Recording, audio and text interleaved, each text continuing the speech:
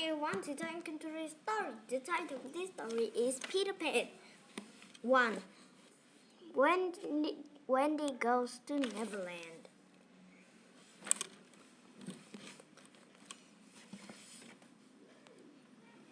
Wendy woke up when she heard the door to her dresser slam shut. She opened her eyes and saw a funny little boy sitting on the floor of her bedroom. A fairy sat on his shoulder. "I lost my shadow," the boy said. He held up his shadow and a bar of soap. "Can you help me?" "I won't stay on."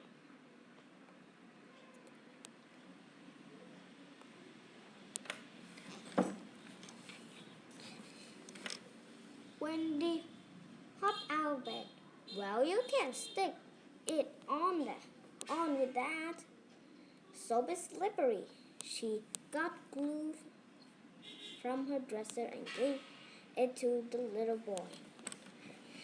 He spread some glue on his shadow and then snuck it into his body. "Perfect, thanks. My name is Peter Pan," he said. "And this is my fairy, Tinkerbell."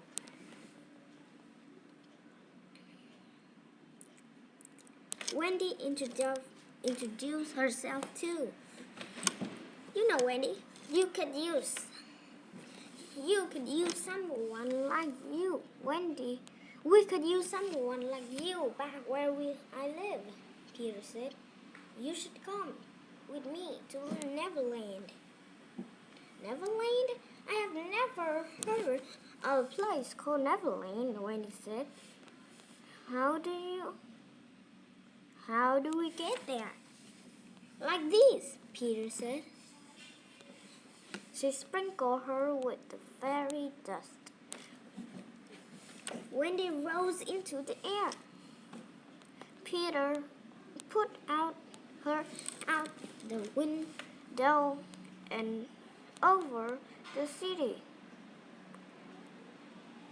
Wendy, Peter, and Tinkerbell flew across London, then over the rest of England. Finally, the ocean was the only thing below them. A small speck on the water grew into an island. "Neverland!" Peter cheered. They scored toward it. Wendy heard yelling in the forest. Peter flew right at it. A crew of boys was fighting with a gang of berries pirates. "My friends are battling Captain Hook and his crew," Peter said.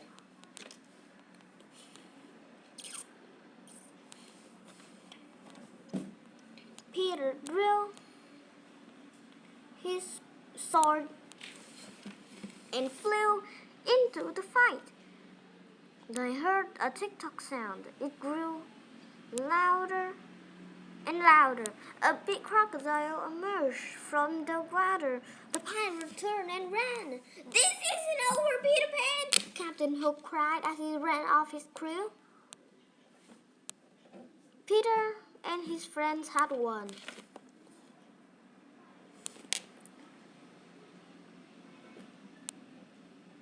With the pirate defeated, Peter and the lost boy took Wendy to their home.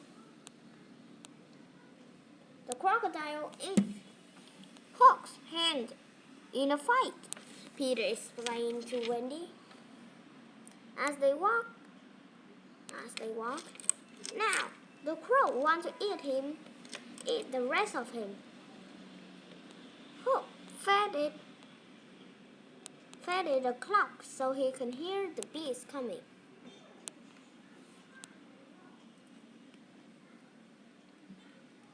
"Do you fight pirates often?"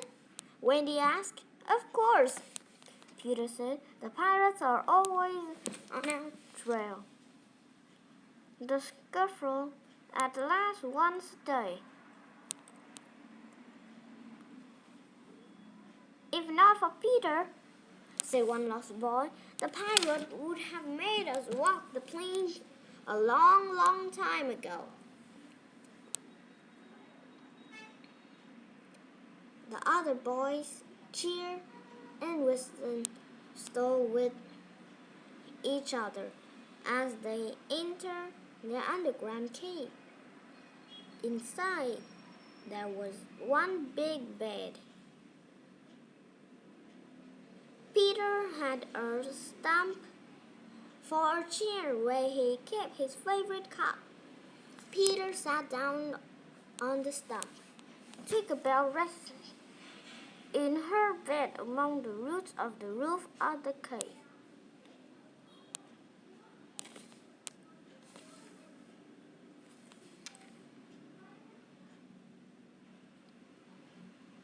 After a long day of fighting pirates, Wendy kissed the boys' wounds. She gave them medicine and tucked them into bed. "You should be our mother," one of the boys said. Wendy agreed to stay in Neverland. It was a good idea too, because Peter and his friends were always getting into trouble.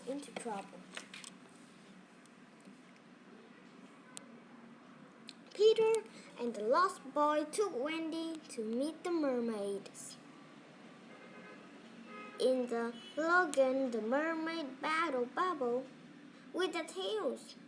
The boys ran to catch the bubbles.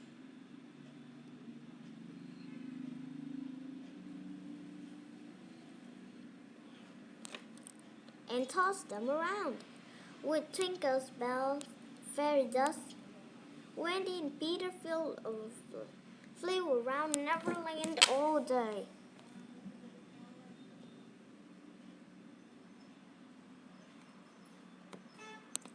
And each night, Wendy would tell the boys stories.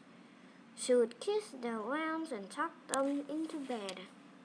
The boy and Peter had grown to love Wendy like a real mother. For a long time, Wendy had fun pretending to be their mother.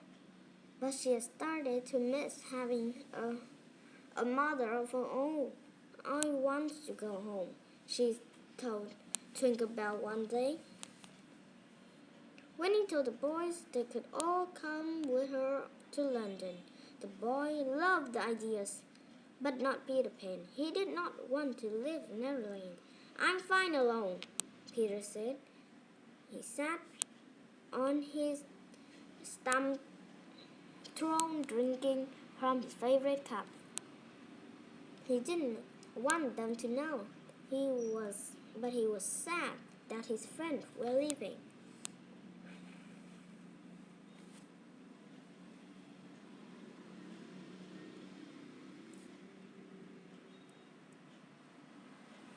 Each boy said goodbye.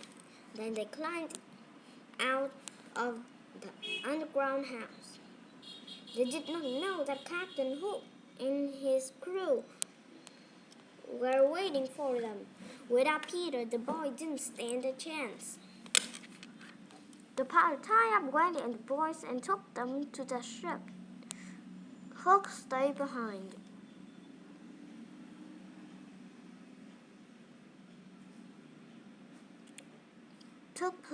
Hook planned to take care of Peter Pan once and for all. He snuck into the underground house where Peter was asleep. Tinkerbell hid in her small bed. She watched as Hook poured poison in Peter's favorite cup.